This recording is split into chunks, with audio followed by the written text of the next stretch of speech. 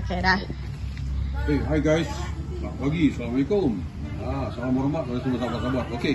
Hari ni siap bagi satu busur daripada kayu hutan Malaysia. Saya terpaksa pergi jauh di sana untuk ambil kayu-kayu yang ada kualiti, untuk ada spring dan keras. So saya jumpa kayu-kayu ni. Ini salah satu daripada kayu-kayu yang ada.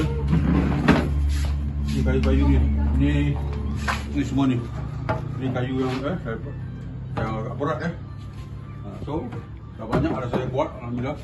So lagi saya dah buat satu lagi. Kita nak shoot.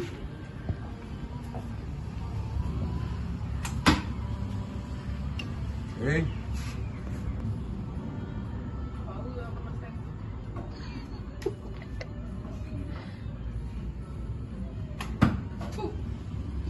Okay.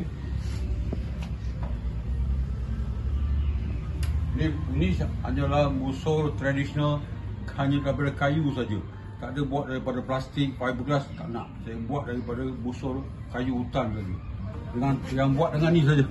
Buat dengan hanya pakai ni dan ni. That's it. Tak ada lain dah.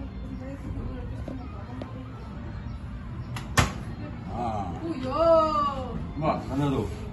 Tengok, baik. Okay. Okay.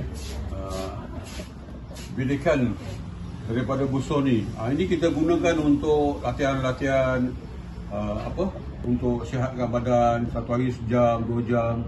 Shoot bagi badan jadi tough, jadi pejal, solid. Masa memanah ni, satu memanah ni Rasulullah suruh kita, sunnah Rasulullah, sebab ianya bagus untuk badan kita, bagus untuk energi kita, fokus kita dan disiplin.